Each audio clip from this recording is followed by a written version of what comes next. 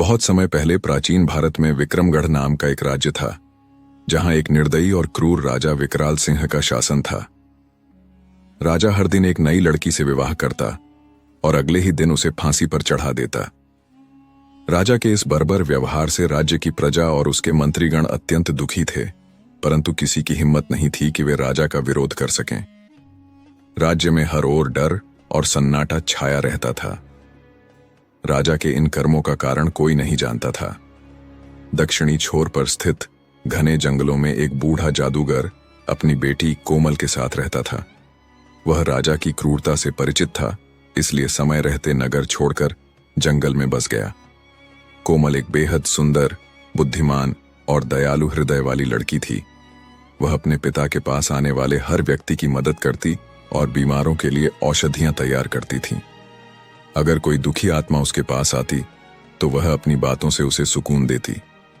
एक दिन जब जादूगर को किसी काम से नगर जाना था, कोमल ने जिद करके उनके साथ जाने की इच्छा जताई।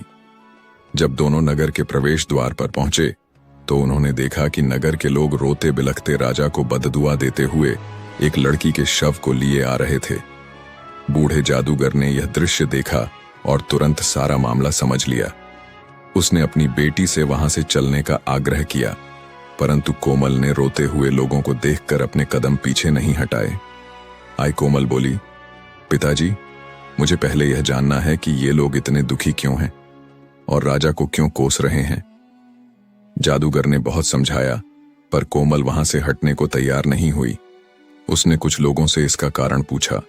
पहले तो लोगों ने उसे अजीब नजरों से देखा, फिर जब उसने कहा कि वह कुछ नहीं जानती तो उन्होंने उसे राजा की क्रूरता की पूरी दास्तान सुनाई। सारी बात सुनकर कोमल स्तब्ध रह गई। थोड़ी देर बाद उसने खुद को संभालते हुए अपने पिता से कहा, पिताजी, मैं राजा से विवाह करना चाहती हूं। बेटी के मुख से यह बात सुनकर जादूगर स्तब्ध रह गया। वह बोला, बेटी, क्या तुम पागल हो गई हो? तुमने अभी सुना ना कि राजा अपनी पत्नी की हत्या अगले ही दिन करवा देता है। यह कैसी बात कर रही हो तुम? कोमल ने शांत स्वर में उत्तर दिया, पिताजी, मुझे अच्छे से पता है कि मैं क्या कह रही हूं। आप बस मुझे राजा के पास जाने की अनुमति दीजिए। अगर मैं अपनी बुद्धि, करुणा और सत्य के बल पर एक निर्दयी व्यक्ति को बदल सकूं तो यह मेरे जीवन की सबसे बड़ी उपलब्धि होगी, वरना मृत्यु तो एक दिन सभी को आनी है और यह उस ऊपर वाले के हाथ में है, न कि राजा के। आखिर क्यों राजा विवाह के अगले ही दिन अपनी नवविवाहिता पत्नी को फांसी पर लटका देता था? दरअसल शुरू से राजा ऐसा निर्दयी नहीं था। वह एक नेक दिल और प्रजा से प्रेम करने वाला राजा था। जब वह विवाह योग्य हुआ तो उसके पिता राजा नंदसेन ने उसका विवाह अनुपम सुंदर रानी रूपवती से कर दिया। रानी रूपवती अपने नाम की तरह ही बेहद खूबसूरत थी। राजा विकराल सिंह उसकी सुंदरता का कायल हो गया और उसे दिलो जान से प्यार करने लगा। सभी कुछ ठीक चल रहा था, लेकिन एक दिन ऐसा हुआ जिसने राजा का जीवन बदल दिया। एक दिन राजा कचहरी से सीधे रानीवास पहुंचा। जब उसने रानी के कक्ष में कदम रखा तो उसने देखा कि रानी रूपवती एक गुलाम के साथ प्रेमालाप कर रही है। यह दृश्य देख राजा विकराल सिंह का दिल टूट गया। गुस्से में उसने तुरंत रानी और गुलाम को जिंदा दीवार में चुनवा दिया। इस घटना के बाद राजा विकराल सिंह गहरे अवसाद में चला गया। उसने सबसे मिलना जुलना छोड़ दिया और खुद को एक अंधेरे कमरे में बंद कर लिया। जब भी वह आंखें बंद करता, उसे अपनी रानी और गुलाम का वही दृश्य याद आता। समय बीतता गया, लेकिन राजा उस दर्दनाक घटना को भुला नहीं पाया। उसकी पत्नी की बेवफाई ने उसके दिल में औरतों के प्रति नफरत की आग भर दी। उसने मंजे हुए चित्रकारों से रानी और गुलाम का वह दृश्य बनवाया और उसे अपने कक्ष में लगा लिया। इस क्रोध और प्रतिशोध में जलते हुए राजा ने फैसला किया कि वह हर दिन एक नई स्त्री से विवाह करेगा और अगले ही दिन उसे मौत के घाट उतार देगा। राजा के इस निर्दयी फैसले का दरबारियों ने विरोध किया, लेकिन राजा ने किसी की नहीं सुनी। वह निर्दयता और क्रूरता से भरा जीवन जीने लगा। इधर जादूगर की बेटी कोमल राजा के महल पहुंच गई। कोमल ने महल के पहरेदारों से कहा कि वह राजा से विवाह करना चाहती है। यह सुनकर पहरेदारों ने उसे अजीब नजरों से देखा और उसका संदेश राजा तक पहुंचा दिया। राजा यह सुनकर हैरान रह गया। उसने सोचा, आखिर ऐसी कौन सी पागल लड़की है जो खुद मृत्यु को गले लगाना चाहती है? उसने सिपाहियों को कोमल को उसके पास लाने का आदेश दिया। जब राजा ने कोमल को देखा तो वह उसे देखता ही रह गया। उसने इतनी मासूम और सुंदर स्त्री पहले कभी नहीं देखी थी। कोमल को देखकर राजा के चेहरे पर हल्की मुस्कान आई, लेकिन तुरंत ही उसकी मुस्कान गायब हो गई। राजा ने गंभीरता से पूछा, क्या सोचकर तुम यहां आई हो? क्या तुम्हें पता नहीं कि मुझसे विवाह करने का मतलब अपनी मौत को बुलाना है? कोमल ने राजा की आंखों में देखते हुए दृढ़ता से उत्तर दिया, मुझे आपके बारे में सब कुछ पता है। मैंने सब जानकर ही यह फैसला लिया है। राजा विकराल सिंह हैरान होकर बोला, ठीक है, अगर तुम सब कुछ जानती हो और फिर भी यह तुम्हारा निर्णय है तो मुझे कोई आपत्ति नहीं। कल तुम्हारे साथ विवाह होगा। राजा और जादूगर की बेटी कोमल का विवाह संपन्न हो गया। कोमल अब रानी बनकर राजा विकराल सिंह की पत्नी थी।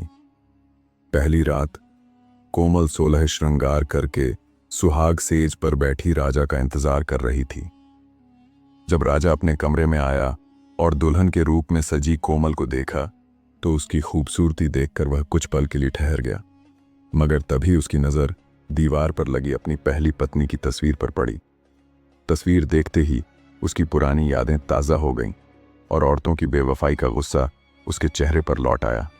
लेकिन कोमल की सादगी, साहस और रूप को देखकर राजा के दिल के एक कोने में उसके लिए इज्जत भी महसूस हुई। राजा ने गुस्से में कोमल से कहा, तुमने यह मूर्खता क्यों की, जानते हुए भी कि कल सुबह तुम्हें मरवा दिया जाएगा? कोमल बड़े शिष्टाचार से बोली, स्वामी, यह फैसला तो उस ऊपर वाले का है और उसका हर फैसला मुझे मंजूर है।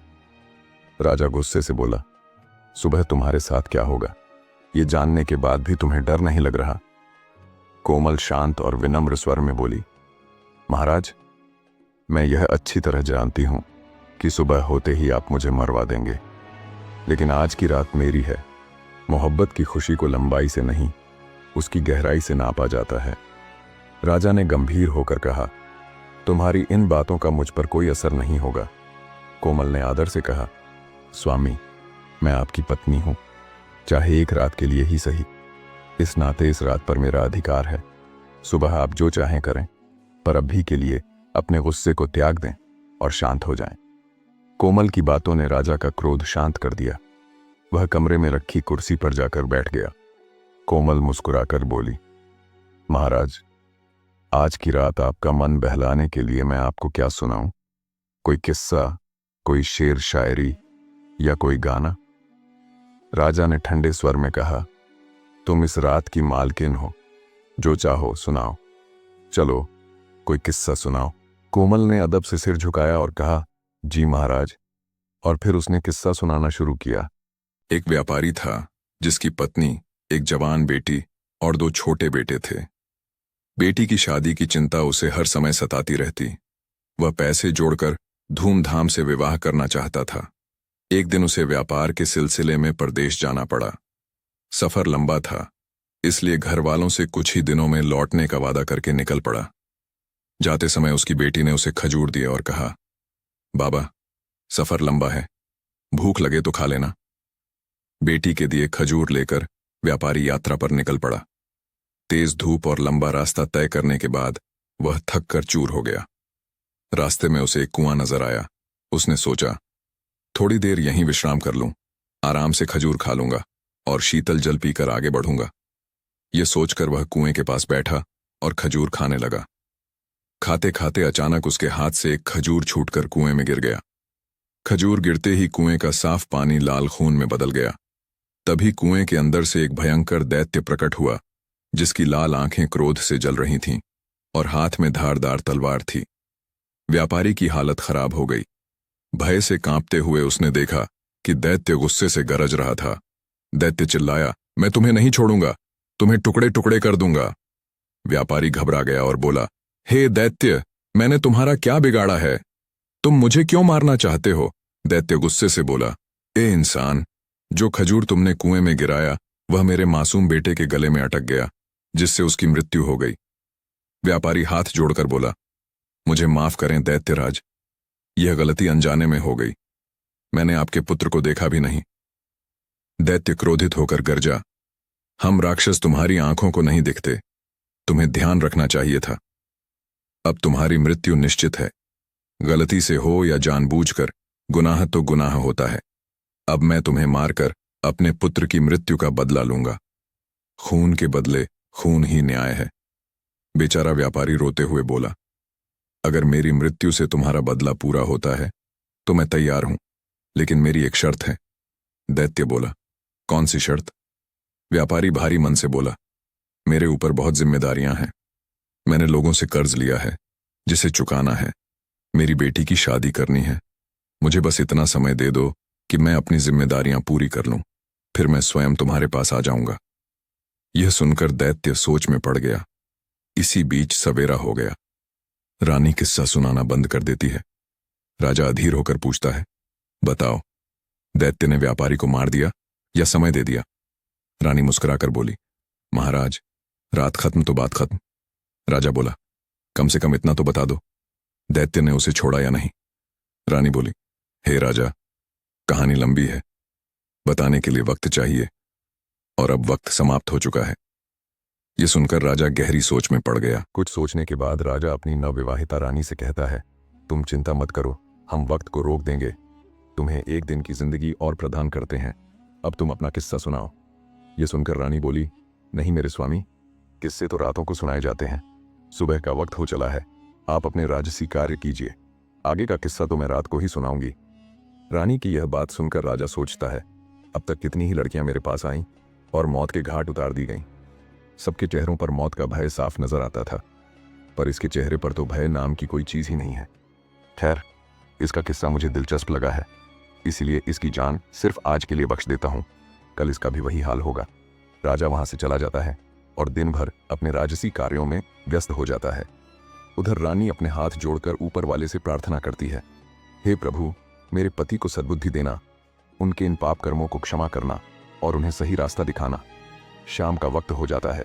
राजा बेसब्री से कमरे में आता है और कहता है, रानी अब जल्दी से किस्सा सुनाना शुरू करो। राजा की उतावली देखकर रानी कहती है, थोड़ा सब्र रखिए महाराज, पहले मैं आपके लिए भोजन लगा देती हूँ, आप भोजन ग्रहण कर लें, फिर किस्सा सुनाऊंगी। और रानी राजा को खाना परोसने लगती है। राजा बोला, यह तो नौकरों का काम है, तुम क्यों कर रही हो? रानी बड़े प्यार से बोली, स्वामी, ये एक पत्नी का कर्तव्य है कि वह अपने पति का ख्याल रखे। राजा गुस्से से बोला, तुम्हें कौन सा मेरे साथ पूरा जीवन बिताना है, और वैसे भी आज की रात के बाद तो यह काम नौकरों ने ही करना है। रानी मुस्कुराते हुए बोली, स्वामी, आज की रात ही सही, पर आपकी सेवा का मौका तो मिला। मरते समय सुकून रहेगा कि मैंने अपने पति की सेवा की। रानी की बात सुनकर राजा को अंदर से सुकून तो मिला, लेकिन उसे अपनी पहली पत्नी की बेवफाई याद आ गई। क्रोधित होकर राजा बोला, यह फालतू की बातें मुझसे मत करो और जल्दी से किस्सा शुरू करो। रानी किस्सा सुनाना शुरू करती है। व्यापारी ने दैत्य से विनती की, अगर आप मुझे कुछ समय की मोहलत दे दें तो मैं अपनी बातों को पूरा कर वापस लौट आऊंगा। दैत्य ने सोचा और कहा, ठीक है, मैं तुम्हें 40 दिन की मोहलत देता हूं, लेकिन याद रखना, अगर तुम वापस नहीं आए तो अंजाम बुरा होगा। व्यापारी ने दैत्य का आभार प्रकट किया और अपने घर की ओर चल पड़ा। घर पहुंचकर उसकी पत्नी और बच्चे उसे देखकर खुश हो गए। उसकी पत्नी ने कहा, स्वामी, आप थक गए होंगे, मैं आपके लिए भोजन लगाती हूं। यह सुनकर व्यापारी के दिल में पीड़ा उठी। उसने सोचा, जब हमेशा के लिए चला जाऊंगा तो इनका क्या होगा। व्यापारी ने कागज पर अपनी बची हुई जिंदगी के दिन लिख लिए। धीरे धीरे समय बीतने लगा। उसने अपनी बेटी के लिए योग्य वर ढूंढा, उसकी शादी की और विदा कर दिया। ये सब करते हुए वह खुश दिखा, क्योंकि आज व्यापारी का आखिरी दिन था। व्यापारी बिस्तर पर लेटा करवटें बदल रहा था। अगले दिन आने वाली मौत का ख्याल उसकी नींद उड़ा चुका था। उसे सबसे ज्यादा चिंता अपनी पत्नी और बच्चों की थी। उसके बाद उनका क्या होगा। बेचैनी में वह उठकर बैठ गया और सिसकने लगा। उसकी सिसकियों से पत्नी की नींद खुल गई। घबराकर उसने पूछा, स्वामी, क्या हुआ, आप इतने दुखी क्यों हैं? व्यापारी ने पहले टालने की कोशिश की, मगर पत्नी के बार बार पूछने पर वह टूट गया और सारा हाल सुना दिया। यह सुनते ही उसकी पत्नी का कलेजा कांप उठा, मगर वह खुद को संभालते हुए बोली, स्वामी, आपकी जगह मैं जाऊंगी, चाहे कुछ भी हो जाए, मैं आपको मरने नहीं दूंगी।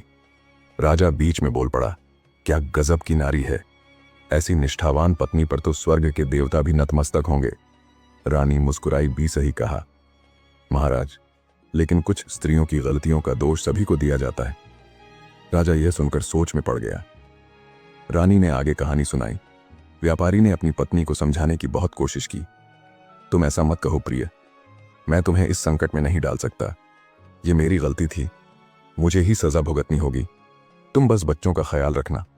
वह दोनों सारी रात बातें करते रहे और सुबह विदाई का समय आ गया।